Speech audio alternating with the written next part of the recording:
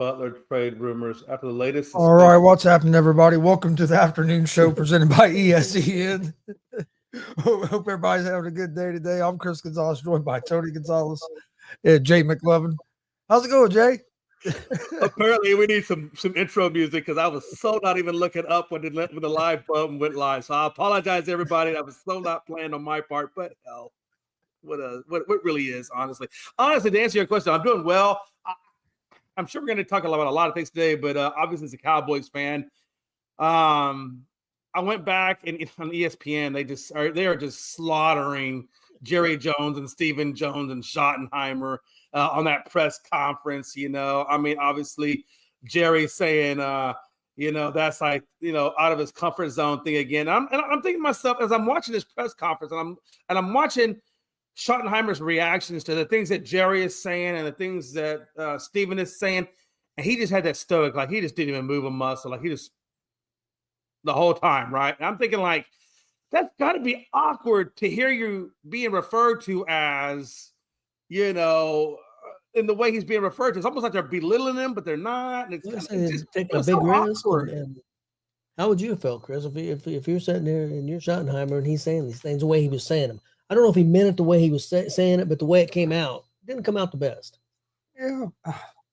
In a way, I get what you're saying, but also if you listen to the whole thing, he was trying to defend Schottenheimer. Oh, I know, but it didn't come out the best. But I don't think Schottenheimer really cares a whole lot because he's getting to get paid, and he's finally getting this opportunity. I mean, because if you remember right, there was a few years ago he was a hot name for a head coach, and he didn't take it, and then it was like he never had the opportunity again. I don't think he's as bad as of a hire as people are trying to make it out to be. Mm-hmm. I really don't. I just don't think he's the big splash hire that what the Cowboys fans was wanting in the media. They want that splash hire because it's the Cowboys. Right. You could say maybe he's maybe a little bit more of a safe hire, but I wouldn't even say that because you've never seen him as a head coach. I think he's going to do a good job. I mean, he has a lot of experience. I know not as a head coach, but his dad was a great head coach for a long time.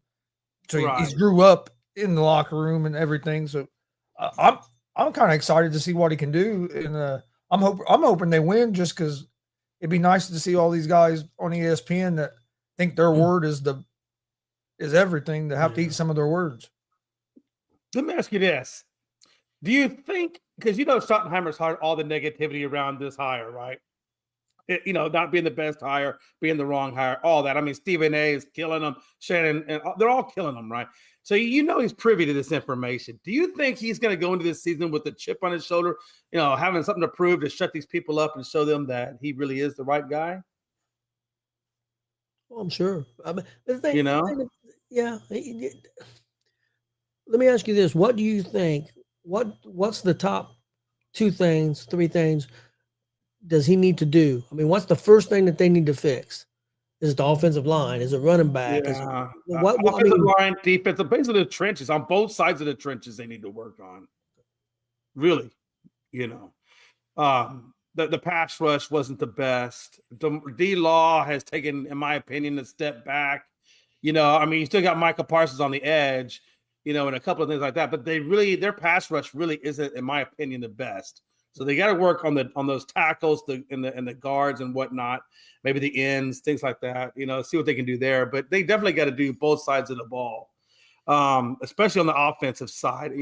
Dak was under pressure a lot. I think he's taking a lot of injuries. They got to do a better job at protecting them. So I would say the trenches definitely is the right place to start in terms of strengthening up that team. Right? Yeah, I would say you're probably right. What do you think, Chris? Yeah, I think they'll get running back. They're going to do something there for sure. Oh, for sure. You think they'll go after? But honestly, I mean, roster wise, they're not real far off from a good team. Last year they had a lot of injuries that hurt them. You get a healthy Micah Parsons back, even a healthy Dak Prescott. Even though I don't think Dak Prescott's a great quarterback, he's a good quarterback. You get him back, that's going to help. So I agree. They need to get another pass rusher, and they probably could use another corner as well, couldn't they, Jay? Yeah, especially since I don't know how long Trayvon Diggs is going to be out with that last injury that he had. I haven't heard anything about him being ready for the season. Bland was hurt all of last season, so hopefully he'll be back. So yeah, they did, and I think Overshawn hopefully will be back from injury. They had a lot of injuries in that secondary. They could use another receiver to go with Lamb. But keep in mind though, Dowdle I think is up for contract. I think his contract is up, so they got to make up their mind. Like you said, do you draft Gentry and try to save a little bit of money on the cap and let Dowdle walk, or do you keep Dowdle and then in the first round look to put something else there? I mean, everything points that Ashton Gentry could be the next Barry Sanders. And if that's the case, do you really want to pass up a generational talent like that you can get at a cheaper price?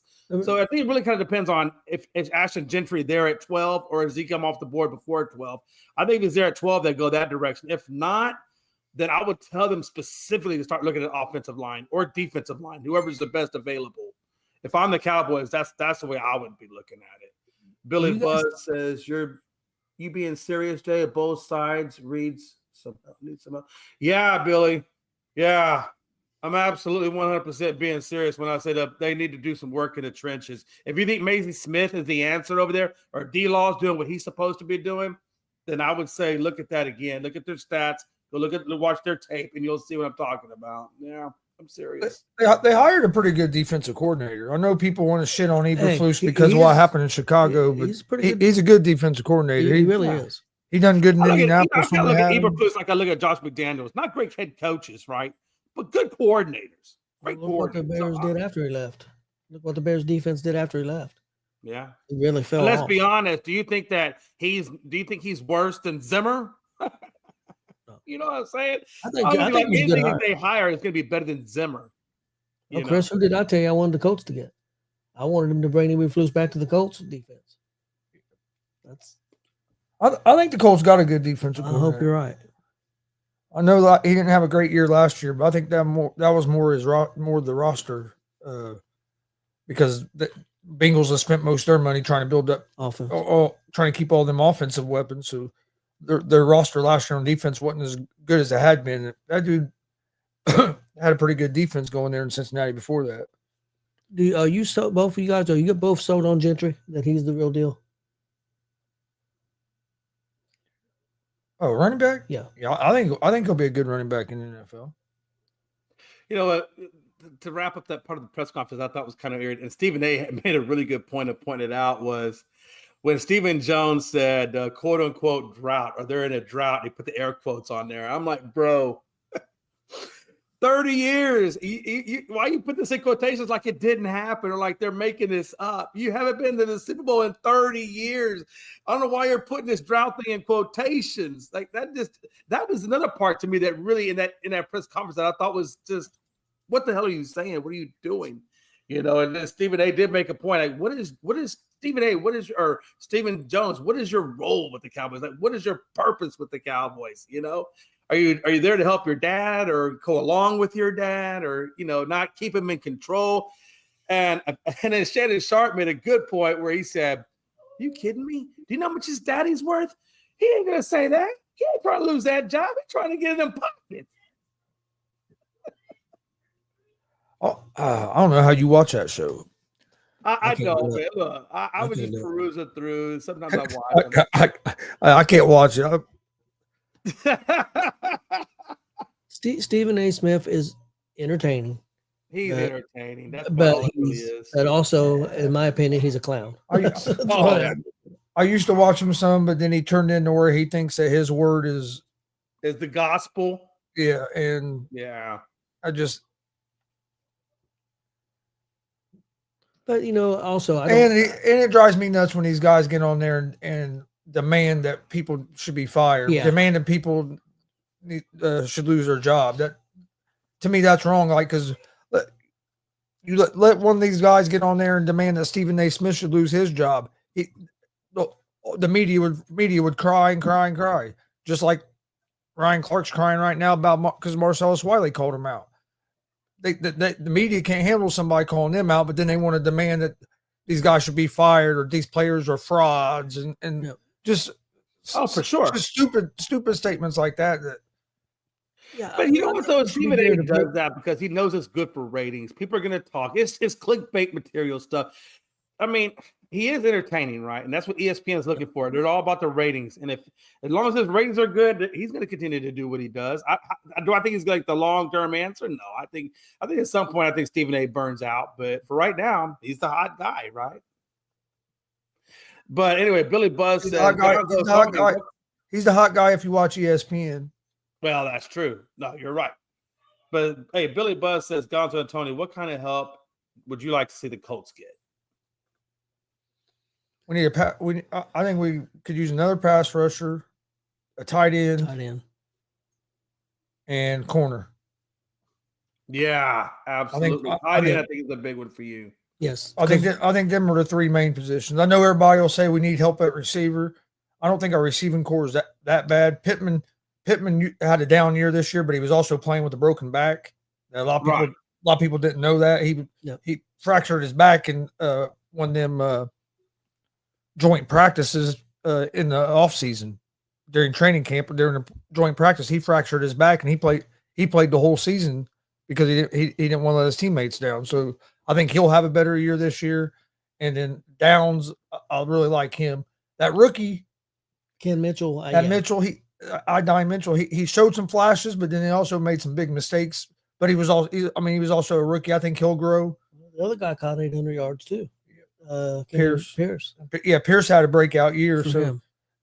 But I think tight end, a corner, and then a pass rusher would be the three main spots as far as talent. But I think the main thing is he's got to get the culture back. Yeah, get the culture back. And then you got to figure out quarterback. I mean, is Richardson the guy, or I think that's probably who they're going to start with.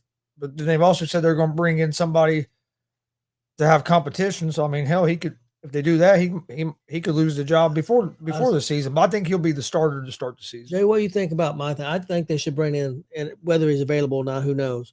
I think they should go after Fields. Hold on to that. That's a good segue in Pittsburgh. Real quick, I just want to bring up what Frankie was saying. So Jaden makes the NFC Championship and May makes the Pro Bowl.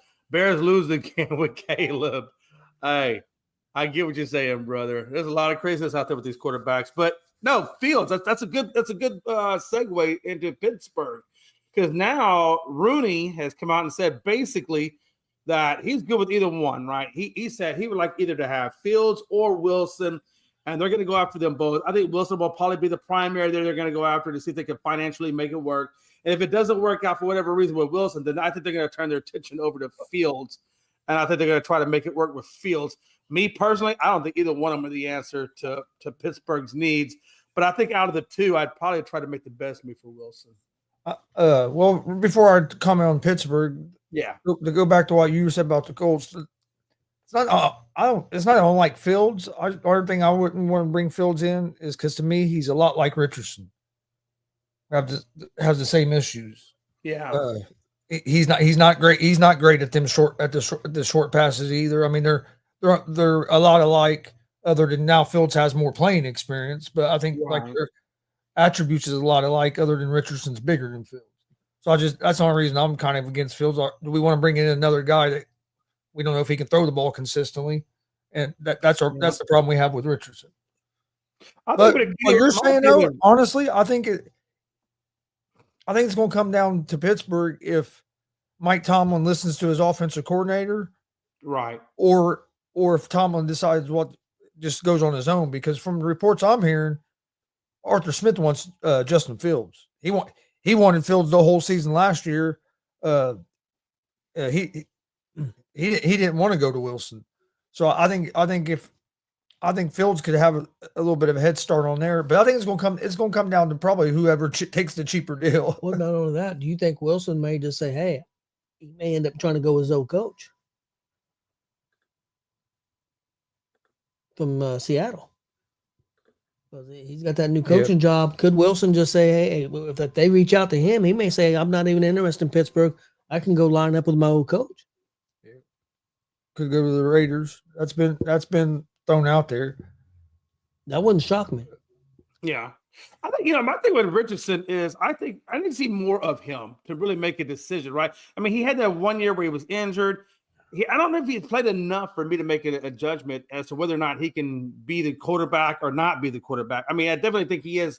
There's some more development that needs to go along with him, and I think that's kind of where I'd like to see this is, have they developed him enough, or have they really put the time in developing him? Well, the problem is, Jay, I don't know if it's the problem that they're not putting in the time to develop him. I don't know if he's putting in the time to get developed. From the reports that we've heard this year, I don't know if he's taking it serious enough to develop. I don't know if he's mature enough. He hasn't played that much. He didn't play that much college football, let alone pro football. I mean, he's not played 40 games because total? When they benched him, he came back and his players all the players were talking about how he was more accountable when he came back. He was paying more attention and stuff. Well, why did you have to get benched to start caring? But then at the end of the season, there was more reports that guys met with him at the end of the season telling him like, hey, you got to step up and do what you're supposed to do. So if there's those conversations going on, that's what really has kind of turned me off on him, because if he's not taking it serious, it's not going to matter what the Colts or anybody else there how they try to develop him. If he's not almost like he suffers like what Kyler Murray was when they gave him the practice book and they told him to study it, and he said, "No, I'm gonna go play video games instead," type of thing. And then it's a maturity thing. And then also, I think there's some questions about his toughness as well. I mean, he ain't been able to get through a full season, and at the end of last year, it was the way the reports came out made it look even worse, because first it was just a sore back and a sore leg, but then they tried to say they said it was back spasms. They bobbled that situation and kind of made it look worse. But I mean, we have a chance to go to the playoffs, and you're not playing because of a sore back. Well, and then like tapping out, some of that stuff. It was a bad look this season. When he tapped out, don't get me wrong. A lot of people. Don't get me wrong. I hope he can. I hope he turns out to live up to his potential, because when you watch him, he makes some explosive plays. Like you're like, damn, it's just got to get more consistent on the short stuff, and some of it wasn't all his fault either. Drops. Receivers dropped a lot of balls as well. Billy Buss says, I really think Pete Carroll, now the coach of the Raiders, is a great move. I see the Raiders winning very, very soon. I don't know if they're very, very soon going to win, Billy, but I definitely do like the hire. I think it gives them a little more continuity. I think it gives them a little more stability. I think Marshawn Lynch being at the press conference, if he kind of hangs around that building, hopefully can establish the culture that they're looking for. I think Mark Davis said it best. He felt like when Gruden left the building and resigned, that he lost a lot of that football mind that he needed to help him guide the Raiders. And I think that's what he's thinking with Pete Carroll now coming in. That's going to give him that football mind back. And I do think that's a good hire by them. It's probably one of the better hires by them, to be honest with you. Yeah, and that's one thing people want to bury Mark Davis about. He can't ever get the coach right. He had the right guy there in Gruden. Gruden got that turned around if all the other shit wasn't happening, and then they forced him out. But when he hired Gruden, that was the right move. Gruden is a hell of a football coach. Yeah. But then, of course, the email shit, which still to me, I think Gruden got screwed on that. That was a witch hunt by the NFL to get eyes off other things and on somebody else. But, I mean, is his comments right and stuff? No, but I guarantee you go through a lot of that stuff. He ain't the only one that had emails and stuff like that. Of course not. He was the one that took the fall for everybody else. I think Carroll's a good hire, but there's only one thing that concerns me. Look how tough that division was this year. And he's going into probably the toughest division. I mean, Denver got a lot better. Chargers got a lot better. Kansas City, best team in football, like it or not. So that's a very tough division, and he's got a big hill to climb. I like the hire. I think they're going to have to. I mean, they got to figure out the quarterback for sure. But I was real hyped. I think Seattle messed up when they got rid of Pete Carroll. I didn't understand that, the way they ran him off. Hell, look, the year before, look what he done with Geno Smith, and then next year he had some injuries and stuff, and they were still 9-8, yeah. and they ran him out the door. So I was surprised by that. I think Pete Carroll's a great coach. I think it'll be a good fit there with the Raiders. I think if he asked Geno Smith, he probably would have been upset that Pete wasn't there either. Like you said, I mean, he meant a lot to the or part of the resurrection of his career. So yeah, absolutely. I don't know why you want to get rid of that guy at all. But I do expect a lot of great things from the Raiders. I just wonder, how do the Raiders go about rebuilding? Do you think the Raiders are in a rebuild type mode, or do you still think that they got enough pieces there to continue?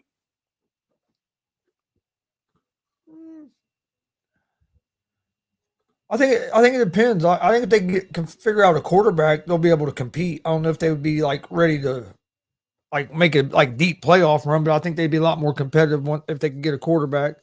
They probably could use another receiver as well, because they did lose Devontae Adams last season. I'm trying to think who their number one is. It Myers? Is that who they have? Yeah, they got Myers. I think they still have Renfro, but they don't really have. I think was it Jacoby Myers? I think is his name. Yeah, they could use another weapon on the outside. They got to get make sure Max Crosby is going to stay. I know he made some comments like if things don't change, that he might be wanting to go somewhere where he had a chance to win. Yeah, I'm sure he probably does want to go somewhere else. Can't lose him. Yeah, unless you can get a really good amount of draft picks for him, then maybe. Because if they do think they're in a rebuild mode, or Pete Carroll says, you know what, we need to retool this team, they could use him for draft picks because he is a little bit older in the tooth. If they feel like they could be competitive to get to a Super Bowl with him, then it may be better due to his age to let him go and try to get as much as you can for him and then go that youthful route. You know what I mean? He's a game wrecker, man. He is. Oh, he absolutely is. I just don't know that by the time they get back to the competitive level, if he's going to be. I think they could be competitive in a year or two. Though. You think so? If they find a quarterback, right? If they find a quarterback, yeah, that's really what it comes down to. Who can they find to run that offense? I wouldn't be surprised if see a guy like Kirk Cousins or somebody like that end up with the Raiders this season. You think Kirk? I mean, how many more years do you think Kirk Cousins has left? I mean, he's had some pretty significant injuries over the last year or two with the Achilles and whatnot. How much longer do you? And they say that he's lost. I guess he's lost a little bit on his deep ball, his strength on his deep ball. I mean, how much longer do you realistically think Cousins has left before it's just, bro, hang it up? Oh, I still think he can play another 2 or 3 seasons at least. Okay. I can see the Raiders bringing a guy like him in to be like a bridge quarterback. Bring a guy like him in. Okay, that makes sense. Draft a guy to like learn under him. I think that's what the Jets are going to do. I think Rodgers will be back with the Jets this year. I really do. I think Aaron Glenn's going to bring Rodgers back this year if Rodgers still wants to play, and then they'll probably try to draft a guy or something to take over for them, because if you draft a rookie and just throw him in there, you know what I mean? If you have a guy, if you can get Rodgers, especially after he already took the pay cut last year, if you can get him in there and help a guy learn under him, I think that could be the best situation. I think for the Raiders, same thing. If you can't get one of the top guys, quarterbacks in the draft, which I really don't believe there's a top 5 quarterback in the draft. Right. I'm not high on the quarterbacks in this draft either. You know, you can maybe look at Jackson Dart. See, I think maybe he, whatever. But there are a lot of average quarterbacks, not great quarterbacks, no Jaden Daniels or whatever, in the draft. So I agree with you. I don't know. I think I think I'm drafting back and maybe if I'm in the top picks, I don't know. You can grab Hunter. I think Travis Hunter, or is it Travis Hunter? That's his first name. The one they got at Colorado. I think he could be really a good top 5 pick for a team, especially since he plays both ways on both sides of the ball. Yeah, he could be really a nice pickup. Do you think they're going to play him on both sides of the ball in the NFL? No, I think it'll be like Deion Sanders was used. He didn't play on both sides of the ball all the time. They use him in packages in certain situations. I think you could take a guy like Hunter and you could put him on defense in certain situations if you want to try to shut somebody down, or you can put him in the offense. I don't think you play him all the time, but I think he could be used on both sides of the ball in certain packages. If you're going to do it that way, which position is going to be his primary position? Is it going to be defense or I think that depends on the team. I think it depends on the needs of the team. Honestly, if it went to, let's say, it went to the Raiders. Because Where the maybe you reason don't I have a asked that, one. reason I asked that because if you look back, most guys have played both ways. Their primary position is usually defense, yeah. and then they sprinkle them a little in on offense. A lot easier to do. Right. But where I think, and just in my opinion, I think Hunter would be better off being more primarily on offense and just sprinkled in on the defense. But we've never really seen it done like that in the NFL. And I think Right. his body build and everything, I just don't know if his body will hold up at the corner position, Yeah. especially having to come down and help with the run and everything. Where on the receiver That's a big thing. I'm receiver glad you side, said that. I'm glad you said that, Gaza, because that is a big thing. That's a question I have for you. You know, given his injury status, what it has been, you know, do you? I mean, how? I mean, it's got to be kind of a sort of a hit on his draft stock, but not really, I guess, because talent, I guess, sometimes overweighs everything. But still, man, that injury status, man, that kind of worries me with him. You know, but then I guess you can say the same thing about Barkley. You know, Barkley, when he came in the league, he had all kinds of injury problems with those knees, and now I'm just saying he's solidified. I'm just saying he's kind of for like a safety or a cornerback. He's kind of undersized compared to most NFL guys. Sure. So that's our thing. I think maybe playing offense and the bulk of the plays might help save his body. So, and the Titans got the number 1 pick, and if they did go after Travis Hunter, you know, I mean, they don't really have a true. I mean, you got Treylon Burks there, but you know, Travis Hunter could definitely be a good piece over there. Again, he'll have Will Levis throwing in the rock, so it's going to take a little time. I think the Titans are another team that still need to find another quarterback, unless you just really believe in Will Levis, which I don't believe in Will Levis, but yeah, I think the Titans are going to move on from Levis. Yeah. Well, they signed. I believe they signed. Not a starter, to be a backup. They signed the guy that was with the Raiders, former Colt. Oh, Minshew. I think Minshew went to Tennessee. Gardner Minshew. Yeah. I mean, Gardner Minshew is he's a good gap filler or backup. You know, I mean, he can buy you a little bit of time in that direction, but and that's another thing about, you know, the what's his name out of with the Rain that we were just talking about, the quarterback. I think he's got, what am I trying to say? Dang it. Quarterback. I think the money, that's what I was trying to say. The money to bring in a guy like him. You know, do you really want to pay that much money for a gap fill? I'm talking about what's his face over there with Atlanta that just got released. You know what I'm talking about? Oh, Cousins. Thank you, man. I could get that name out of my mind. Yeah, I think Cousins. If you bring Cousins into the Raiders, do you really want to spend? You know, I don't know what his asking tag is, but it's been quite substantial. I mean, I don't know if I want to pay that much money for a gap fill. Yeah, but he also don't have the leverage right now to be demanding as much as he was after the season last year. That's what I'm wondering. I'm wondering if he'll renegotiate his contract to make it palatable to bring him in, and if he'd be willing to do that. Let me ask you guys: do you guys think Sanders is an NFL quarterback? Do you think he'll be a superstar eventually? Do you think he'll be an average quarterback? What do you guys honestly think about Sanders? He's got some great numbers. Of course, he played at Colorado, who don't play the toughest schedule in the world. I'm not putting them down. I'm just saying that's a fact. They don't play the toughest schedule in the world, but he did have a fantastic year. Do you guys think Sanders is a superstar? And same thing with the Miami quarterback. I think Miami played a little bit better schedule, but not a lot better. Do you think the Miami quarterback, do you think he's a superstar, or do you think he's just a serviceable quarterback? I don't know. Wouldn't say I think either one of them are going to be superstars. I think Cam Ward has a little more upside athletically in his build than Sanders, but Sanders technically, like his footwork and his release and stuff, everything is technically is great. He's a little bit smaller. I think they both can end up being pretty good quarterbacks, but I wouldn't say I think either one is going to turn into Patrick Mahomes or a big star. Right. The only thing that kind of makes me not 100% sold out on Sanders is just the level of competition he's played against. You know, I mean, you know, it's been lesser competition, so I really don't know how well he handles the big moments. If he shrinks, if he can handle it. I mean, when you're going up against the SEC, you know, and Cam Ward has done that. I thought Cam Ward did a pretty good job in the level of competition he was going against. So I feel a little bit better about drafting Cam Ward more so than I do Shedeur, just because I don't know how he's going to perform under those big moments when you're going up against a much higher level grade of talent.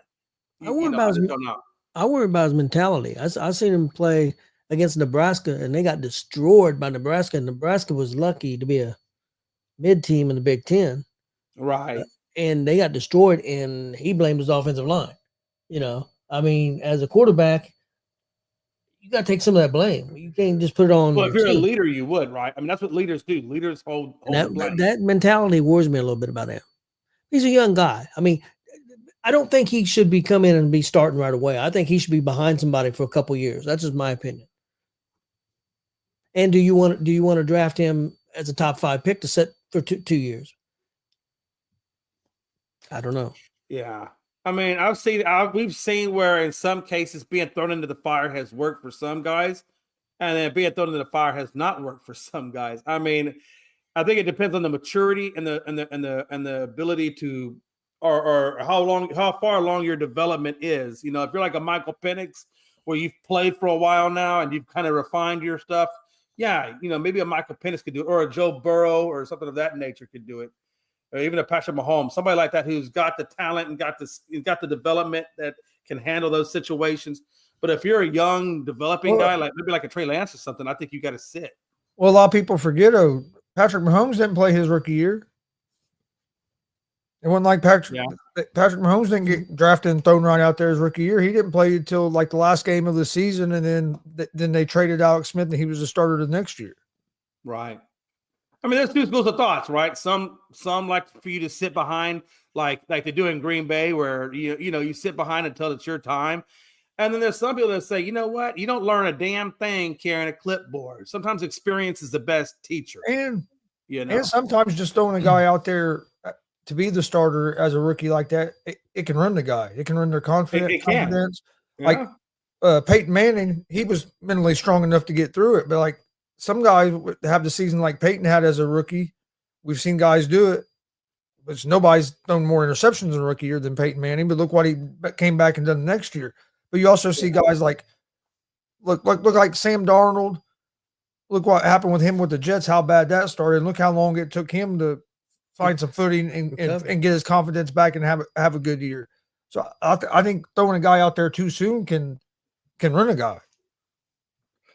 Do you think to answer your question, Billy, I mean, there have been guys like Tom Brady that get drafted in the 6th round and things like that. Do I think it can happen again? Sure. I don't think anything's ever. I never use the word never, right? I mean, you can always find a gem somewhere in those drafts and unlock it. So, do I think it'll happen again? I think at some point. I don't know when, but I think we'll see it again for sure. How high do you guys think that Ohio State quarterback's going to go? I don't think he goes in the first round. I don't think he goes in the first round. Do you? No. I think he might end up going to the first round after the. I think his stock is going to go up a lot after the combine. I think it's going to be a lot like Anthony Richardson was a couple years ago, and even Bo Nix and Penix last year. Nobody thought they was going to go in like the top 12 or in that first round. Right. A lot of people had him in the second round, but after he goes to the combine, I think he'll have a shot to be a first round pick. And Jay, I don't think you heard I asked Chris this question. You think the Colts made a mistake starting Richardson right away? I mean, he was a young guy not playing that many games. Yeah. And mentality-wise, he's tapping out and stuff. Do you think he'd been better off to sit behind a good veteran for a year or two? Yeah, that's a hard question to ask because you can still sit behind some. I mean, look at the Colts. I mean, they needed a quarterback. They needed him to step in right away. They didn't really have any other game plan other than him. So, and he obviously got hurt right up off the. I think how many games did he play that first season? It wasn't many, was it? 4, 2 maybe. I think it was 4. Yeah, 4 or 5. I mean, you could always look. Hindsight's always a 20/20 thing, but I don't know, Gonzo. That's a hard one to ask because I firmly believe that experience, in my opinion, is a great teacher. But again, to your point, the psychologicalness, and that's when when you're doing your scouting, during before the draft, you should be looking at those kinds of things. You should be like, okay, what is this guy's psychological level? Is he a firm guy? Is he a mentally tough guy? That should be one of your main attributes that you look at when you're drafting a quarterback. And I got to imagine they had to have done some homework on his psyche to know whether or not he could or could not handle, you know, I mean, at least somewhat, you know. I think that's the problem a lot of these GMs, or the mistake a lot of these GMs make, Jay, is they're so worried about we got to get a quarterback that they just take a guy at 4th or 5th in the draft, no matter if they think the guy is ready to be able to play and that you should use that high of a pick on him. They just disregard that because, oh, we got to find a quarterback, and this is the guy that people say could be our next quarterback. Where it's sometimes it'd be smarter to move back and get a quarterback later in the draft, or try something different than just drafting a guy because, oh, we think we need that position and he's the best available. No, at quarterback, go after your guy, the guy you think's going to be your guy, and don't just pick a guy because exactly. I totally agree with that you position. I think sometimes, I wonder how much these GMs, when they're drafting, if they're drafting to please the fan bases, like, okay, if we pass up, let's say Shadour's out there and everybody knows we need a quarterback, and we pass up on the Shadour because we don't think he's our guy. You know, how much of a backlash are we going to get from the fans, from the ESPN people, whatever? I wonder how much that affects them. They're not going to come out and tell you that. That's not something they're ever going to tell you. But I wonder in the back of their minds if that's something that they talk about, you know? Well, I question our guys making decisions for the Colts because they came out, and they could have just set up, you know, to try to make themselves look good. But they claimed that if they would have had the first pick in the draft, that they still would have taken Anthony Richardson. And look how that turned out. I mean, look who. I mean, they didn't have the first pick in the draft, but you see who had the first pick in the draft, and that guy's made it to the playoffs and done pretty well. Had a better year last year than he did this year, but is definitely a quality quarterback. He played a lot more games. He has a lot more experience. How many seasons he played in college? 3 or 4 years? Did he play all 4? Played at least 3. Yeah. So he played a full career, pretty much. I got to be honest with you. I think I kind of tend to go with Chris. You know what he said. I think if you're drafting, let's say you're let's take the Titans right now. If you don't think Shadour or Cam or your guy, if that's not the quarterback you really want, that you really believe in, then I'm drafting back. I'm gonna draft back for picks. And I'm gonna try to find the best available spots that I need to fix. There's a Tennessee Titans. They have a lot of areas that they need to focus on. I mean, a lot of areas, right? So I would be focusing. Okay, if I don't believe these guys are my quarterback, let me go ahead and build up the other spots of my team until I can get to the quarterback I really want, or find it in free agency, whatever the case may be. You know. No, I agree. The only problem with that this year is with there not being the real strong quarterback class. How much are you going to be able to get for that number 1 pick? And that's a good point. Or, you know what I mean? Are you going to be able to get as much for that? Or is the Titans going to be able to get as much for that number 1 pick this year as like teams the last couple of years where there's not as many, the quarterback class isn't as strong. A lot of people think this is a weak draft compared to the last couple of years. So is that number 1 pick going to be worth as much for them to try to trade back? Yeah. And I think that really goes to the other teams like the Raiders, the Jets. How sold are they on one of them quarterbacks? Exactly. And that's where I'll be starting gauging interest. Like right now, I'll be talking to these other teams like, hey, look, we're not sure we're gonna take the number 1 pick or not. How much do you want? And I would gauge that interest, you know, and see what you could get, you know, before the draft even happens. And if it's not there, if you're not getting the interest that number 1 like you think what you want for it, then I think you take a guy like Travis Hunter. You know they need offensive weapons. They don't have enough. Do you think somebody might take him? You think somebody could move up to try to get Hunter? That's a good point.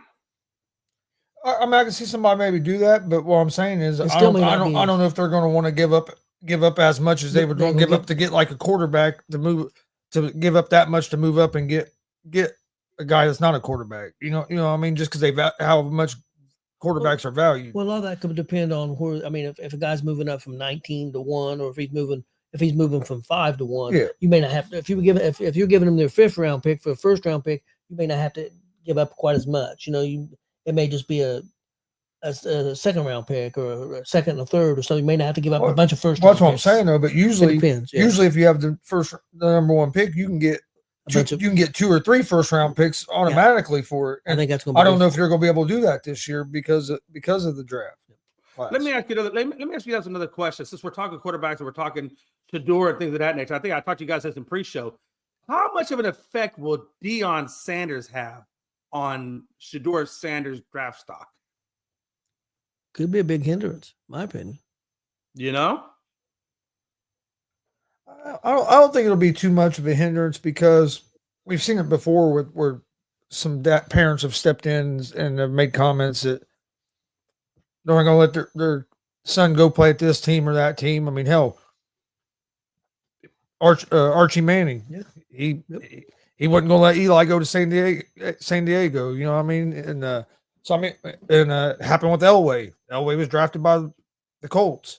Of course, we never got to see that happen. But so I mean, it's happened before, and then guys still got drafted high. So I don't think I don't know if it'll really hurt him that much. Yeah. And I guess you just kind of got to wait to see how much Deion's going to, how much he's going to get involved and how vocal he's going to be about it.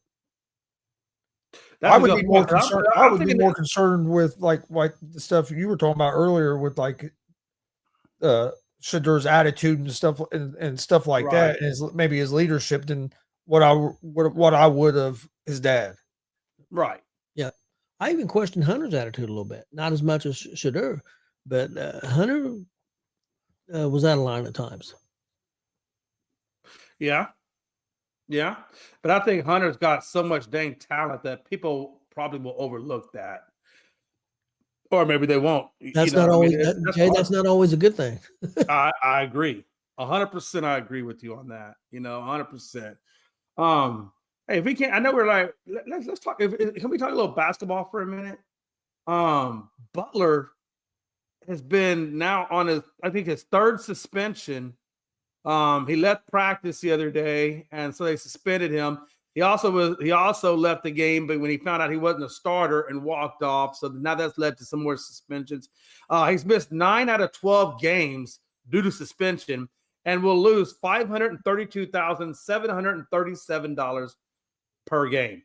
I'm watching this Butler thing go down, and I'm almost having flashbacks to what's his name out of Pittsburgh that had that big meltdown, the receiver, and what I'm talking about. Why is his name leaving me? Antonio Brown. Thank you. Like he's pulling an AB. Do you feel like he's pulling an AB, or is he not gotten quite that far? Well, I think you can go. I think you can. I mean, that's a good comparison, but I also think you can go back to the NBA on a comparison to a guy you know real well because it was your team in Houston with James Harden. Yeah. I mean, look at all the stuff. Look at the stuff he was pulling to try to get out of Houston, and that's a lot of parallels to kind of this as well. For sure, and I know the Suns are after him, possibly the 76ers, possibly Golden State. Could you imagine going back to the team you just left to go to the Heat? I mean, how do you see that playing out if you went the 76ers route? And to me, this is the problem the NBA has, and why I think the NBA ratings is partly why the NBA ratings are down, is because people are tired of this stuff. The NBA has to get control back. The players have all the control. They if they are somewhere and they don't like how it's going, they pull this stuff to try to force their way out. And I think it's starting to turn a lot of the fans off. That load management has turned some of the fans off, and then it's hard to become for some people really like become a fan of a team because the time you start learning the players on your team, the next year you have a whole nother team.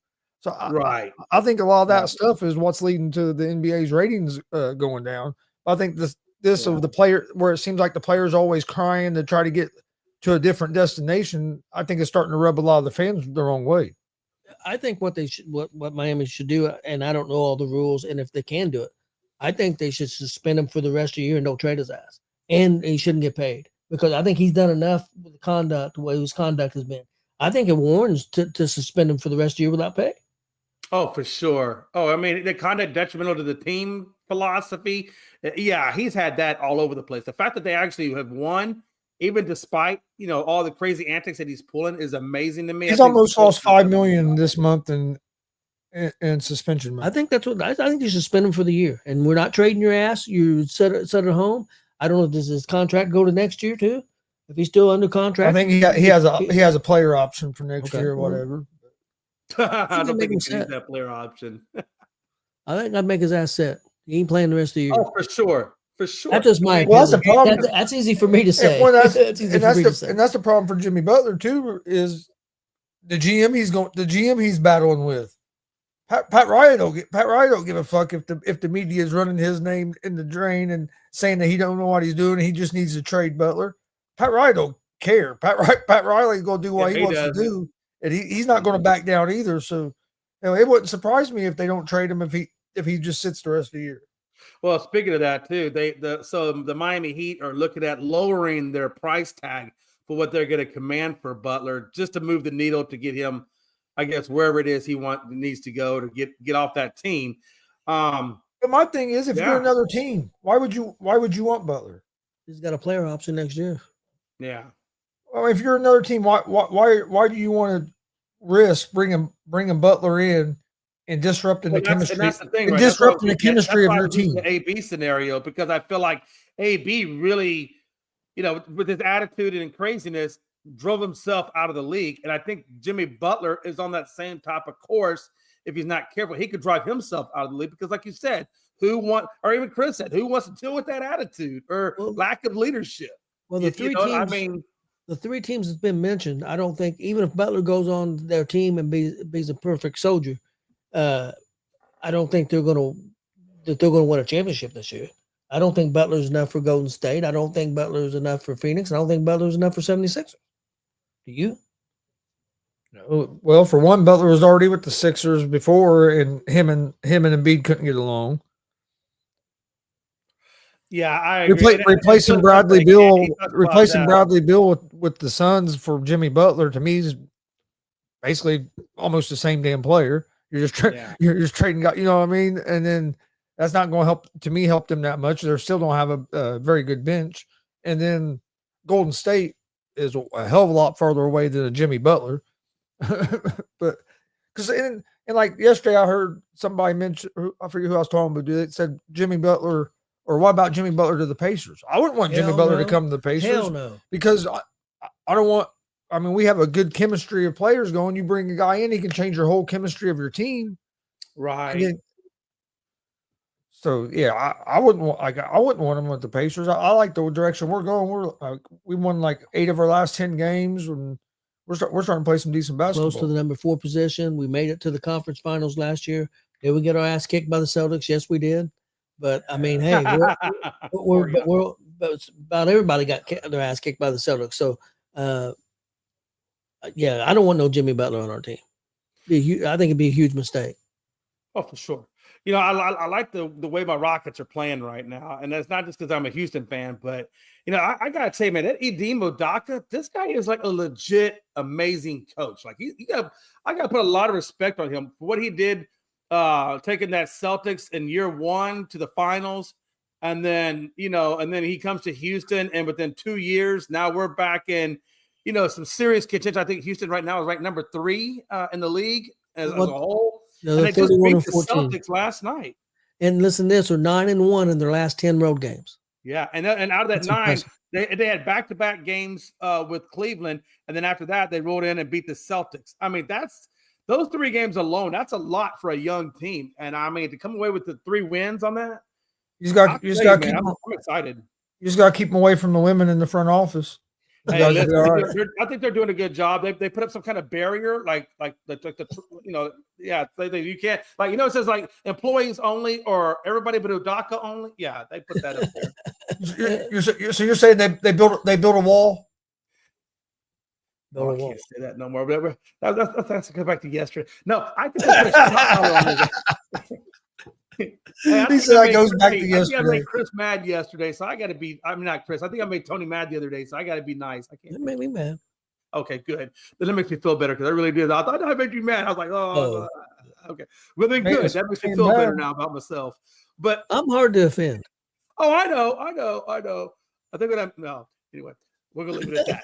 I'm on Tony's good side, so I'm gonna leave it at that. We're good. I don't even remember him saying anything. I don't either, really.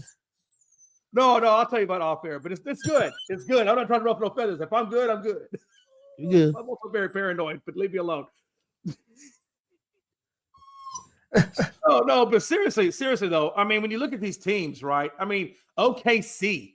I mean, how far do you see this team going? Because this team looks pretty damn scary, Gonzo and Tony. Be honest with you, I haven't watched a whole lot of them play this year, but I have seen some highlights and stuff, and they have been playing real well. Probably been playing about the best out of any of the teams in the West here lately. Yeah. And the Celtics are going down. They're 5-5 in the Yeah, last Celtics been struggling here a little bit. What's your Jay, as a Houston fan? What's your hopes for this year? What would you like to? I mean, I know you would love to see them win a championship. I understand that, but what do you think's realistic for Houston this year? You know, if they just win the division and get into the playoffs, if they can get in the playoffs as like the top 5 team overall, that would be huge for me, because I think it'd be huge for them, and it gives you something to build upon next year. I still don't think the Rockets are championship caliber yet. I think we're definitely on the way. I definitely think we're a top 5 team, but I don't think that we are quite championship yet. I think they still need a little bit more experience, a little bit more, here and there, and I think they'll be good. But I definitely think if they get in the top 5, Tony, if they finish top 5, that would be fine for me. I think that'd be great, honestly. Consider last year where they were last year. If you go from last year to top 5, I mean, that's phenomenal. Well, you guys are 2 games ahead of the Grizzlies and 4 games ahead of the Nuggets. Nuggets are in the 4th spot, and well, actually about the same thing over the Lakers. Lakers played a couple less games. I'm surprised the Lakers are 26-18. Yeah, me too as well. I agree. But I also think, though, that Anthony Davis not being at the center position and obviously being healthy and on the court a lot more has really helped that Laker team. I mean, that really has helped that Laker team, I think Anthony had like 33 and 23 rebounds or something like that last night. And I think Bron chipped in like 22 points, if I'm not mistaken. I don't think they're a championship team either, but I do think that they're going to be a tough playoff team. I really do. The team that I'm actually a little worried about too is Denver. Denver is still in there. Jokic has been injured for a little bit of that. So when Jokic comes back and stuff, yeah, that Denver team is still out there. Do you guys think the Cavaliers are real? They're 5-5 in their last 10, but they're still 37-9. I think they're a legit playoff team for sure. How far they go, that's another. Do you think they can get by the Celtics? As long as the Celtics continue to live and die by the 3, I don't know, man. I honestly don't know. When you live and die by the 3, I still think that makes it kind of hard. I don't think they'll get by the Pacers. What do you think about the Knicks sitting at 31-16, a game behind the Celtics right now? Do you think the Knicks could be a dangerous team to possibly make it to the championship? You don't? I think Pacers are going to make it to the championship. So I think the Knicks are a solid playoff team. I think the Cavs are a real good team. I still think probably right now I would say the Celtics are the best team. Like, I know they don't have the best record, but like on paper, and you look at the roster, I think they're probably the best team in the East. Cavs have been playing like the best team in the East all year. Yep. But I mean, Pacers, we're right there, 5th now? Yeah, we're 5th, a game and a half. We got off to a terrible start of the season. Had quite a few injuries at the start of the season. Since we got healthy the last month and a half, we've been playing good basketball. I think there's a good chance that we could finish there or top 3 or 4.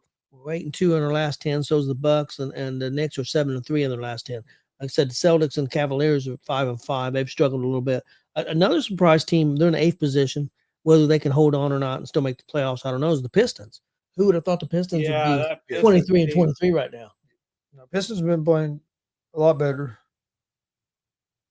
Cade Cunningham. Cade Cunningham's been playing ways this year versus last year. Cunningham's tough. the heck? I was looking for.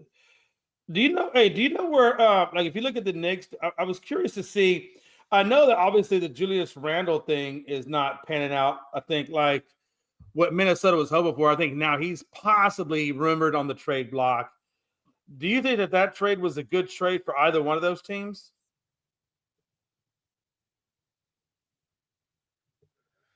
I don't know, man.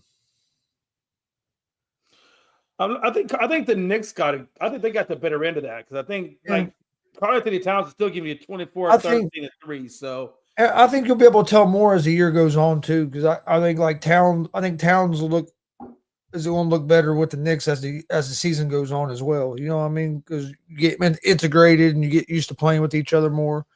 So I think the second half of the season will get a better feel. But I would say probably the Knicks have got the better of the end because Timberwolves have not looked like the same team this year as they did last year. Yeah, absolutely. Billy says 5 years and 2 days since we lost a great one. Number 24, rest in peace, Kobe. Yeah, absolutely. Definitely rest in peace, Kobe. You know, I know Amon Thompson when he played against the Celtics last night, and he had that monster game, and he hit the game-winning 3-point shot as time expired. He said he felt like what Kobe must have felt like, you know, during those times when he would do that. And that's a pretty big thing to say that. So yeah, rest in peace, Kobe. You're still a big part of this game, even though you're no longer with us. You're still with us. What a time, man. So trade deadline. What are you guys expecting out of this trade deadline? Do you think there are going to be any big time moves as it comes upon us? I think February 6th, Gonzo, if I'm not mistaken, is the deadline. I think it is the 6th. Be honest with you, Jay, I haven't really paid enough attention to the NBA to have an educated answer on that. I don't either. What's going to go on the trade deadline? Because, like I said, I haven't been paying a whole lot of attention to NBA. I've been more into NFL and college football. Let me ask both of you this though. Yeah. Do you think Butler gets traded or not? What's your feeling? I think they'll bow down and they'll trade him. I think so too. I absolutely think eventually. I think before the 6th, I think they will work something out. I think Pat and Riley may have to, you know, he's not going to get as much, I think, as what he wanted for Jimmy, but I do think that eventually they get it traded. Now, whether it's to Golden State, I think Golden State and possibly the Sixers had probably the best opportunity at landing them. I don't think that Phoenix obviously doesn't have really any draft capital. So that's, you know, so I don't think they're going to have really enough to try to make a move for him. But I think the Golden State and Sixers would have a little bit of capital or something that they can use in lieu of it. Well, didn't Phoenix went and got some number one or got some first round picks? But from what I was hearing, that they were saying that it's probably going to take like 4 or 5 teams to get a deal made. Really? And to me, that's a lot of moving parts to get going when. What, a week and a half? Right. Unless they can make a lot of quick phone calls, Gonzo. Somebody's gonna have to be busy on that phone. Yeah, but if you gotta get 4 to 5 teams all on the same page, all agree to the same thing. That's hard. Hey guys, I can't imagine it. Can I change the subject here real quick? I just seen something. And I want to get you guys' opinion and want to know if you would watch this.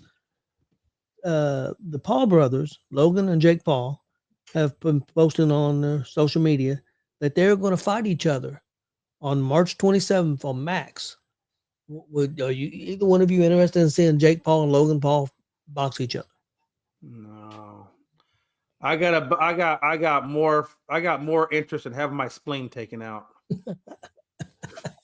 What about you, Chris? I mean, it ain't something I was sitting here saying, "Oh, I would love to see," but I'd probably watch it. I'll watch it. I ain't gonna lie, I'll watch it. The reason I watch it is because it's free. I don't have to pay for it. Yeah, that would be the only reason. If I had to pay for it, I wouldn't pay for it. I'll watch it. It ain't one of them things I'm like clamoring for. Yeah, if it's free, I would watch just because why not? Right? I mean, why not? But if I had, like you said, Tony, if I had to pay for something like that, nah, I'd pass. That'd be a hard pass. Well, the same thing with the Mike Tyson thing. I know that was one of the most watched things ever. If it had been something that I would have had to pay $50 for pay-per-view to watch the Mike Tyson fight, I would have done it. But of course, it was on You couldn't even Netflix. watch it. Yeah, it couldn't watch it anyway. I'll put but- it like this, Chris. If I really thought that Mike Tyson was going to go out there and take that fight seriously and take the fight to Paul like I know he can, yeah, I would love to see the Paul get the ever living crap beat out of him. But I think that's more entertainment than it is anything else. I mean, look, I've seen videos where Tyson's hand speed was stupid, like still stupid hand speed, and it would kill Jake Paul because Jake Paul don't have that kind of hand speed. But when I saw that fight, the clips I saw of it, you can just tell that he wasn't really fighting that damn fight. Fought the first round. That was about it. That's about all. That would be the joke. You would be able to bet in Vegas scam fight. It is a scam fight, but people, and I think that's what irritates me. It's like all this stuff is just, I don't know. It's just this is not real boxing. It's almost like they're making fun of boxing in UFC, right? But the problem is they're making big money with it. That's the thing. I mean, if they wasn't making money, if people wasn't going to it or tuning in or whatever and wasn't making money, it wouldn't be a thing. So I mean, that's right. I mean, it's almost like caricature, right? I mean, it's entertainment characters, right? They're not taking this seriously. I can't take Floyd Mayweather versus these kind of guys seriously or anything else like that caliber of a fighter going up against one of the Paul brothers. I can't take that seriously. I mean, you're telling me that this guy's going to come into a profession that most people have a hard time getting into, and they can just instantaneously come in and have that kind of success? No. Make that kind of money. Yeah, I mean, fighters never make that kind of money. No, they have don't. 30, 40, 50 fights. And that's not counting amateur fights. I think I would like to see him fight somebody for real. Somebody that's not somebody that's 40, 50 years old, somebody that's a current boxer right now, even if he's not, let's say he's at the top. Let's say if it's a guy that's ranked 5th or 6th or 7th in the world, then I would take him a little more serious if he could hang with him. But until he does that, I really just don't take him serious. Let me ask you guys a question. And I'm going to set football off to the side. I actually still think that there's a lot of soul left in that game. But when I look at baseball, not baseball, when I look at boxing, and when I look at basketball, those two sports, boxing, basketball, I just feel like a lot of the soul has left out of those sports. You know what I'm saying? Like I remember, Tony, remember when you watched the Bulls going up against the Jazz in the finals, how electrifying, how like it was just so full of everything, right? And now you look at it, it's just kind of like whatever. It's almost like I feel like those sports have sold out. Especially basketball. I agree with you 100% on basketball. Yeah. I agree with you on boxing. There's still a lot of tough boxers out there. There's still some great. But it's not what it used to be. Yeah, the reason why I said that about boxing is just because you got the Jake Pauls of the world that just want to throw themselves in there. And to me, I feel like that hurts the sport. What killed boxing is it got to the point where everybody believed boxing was fixed. Yeah. It got to that point with a lot of the decisions. So a lot of people quit watching boxing or just didn't trust it no more. And then now your biggest stars in boxing are guys that aren't boxers. The guys that draw the biggest numbers are guys like Jake Paul or fights like that. You're not drawing them kind of numbers with just boxer on boxer.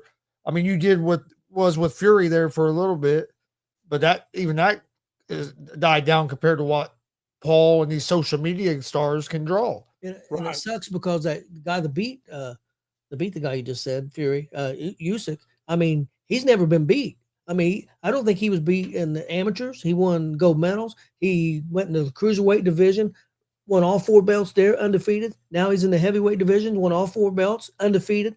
One of the greatest fighters of our era. But nobody gives a shit. Yeah, because I quit watching boxing. I forget who he was fighting, but Evander Holyfield was fighting this guy, and we watched it, and Holyfield got the shit beat out of him the whole fight. And the judges gave the fight to Holyfield because Holyfield had a name, and that guy was an unknown guy.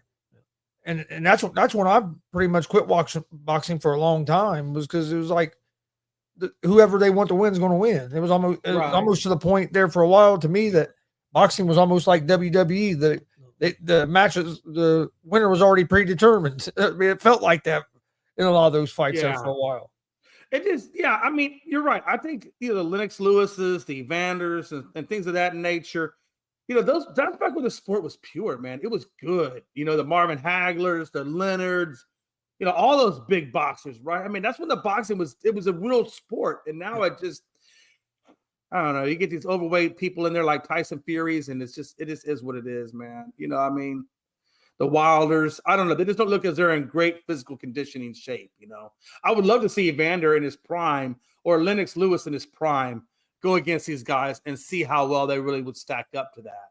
What about a Muhammad Ali and some Oh, people? geez, that's a whole other level right there. Hey, fought- Chris, I wasn't even trying to go to the pinnacle of it. I mean, we could even talk about George Foreman at 60. I think was in better shape. Yeah, I mean, Foreman, Frazier, Ken Norton Jr., all the people that Ali fought. yeah, I mean, those guys, you know, I would love to see that level and that skill set of boxing go up against these guys and see how that pans out, you know?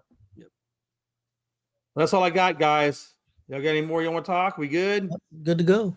I think we're good for today. Hey, All Thursday, right. guys, let's talk about the Royal Rumble some on Thursday. Yeah. Okay. And the Royal Rumble's on Peacock, correct? Yes. Yes. Fuck, that means I gotta go. Right now, I got the free version of Peacock. Do you? I mean, that's. I guess you got to buy like an actual subscription to them now, huh? Hey, Jay, you still got the app, right? Yeah, the one that you guys got me on. Yeah. Yes. I do. It'll be on there too. Oh, really? Just go to the Go to Pay-per-view Go to events. events like where you go to watch pay-per-views. It'll be on It'll there. be on there. It'll be on there. Oh, snap. Just another reason why I love Gonzo and Tony. Damn it, I love you guys. That really was the best thing I ever did in my life, man. That was great. It's awesome. But isn't all it? right. Big Glenn does say, nah, it's on Netflix, Jay. It's all right. Yeah, I got it because I said cable last night. Okay, Big Glenn, I got you. I see you, Glenn. Float like a butterfly, sting like a bee, Billy Buzz says. And with that, Gonzo? All right. Well, we appreciate everybody watching. Please hit that subscribe button, like, follow, all that good stuff at ESEN and at Gonzo Sports Room. And we'll see you guys tomorrow right around 2:00.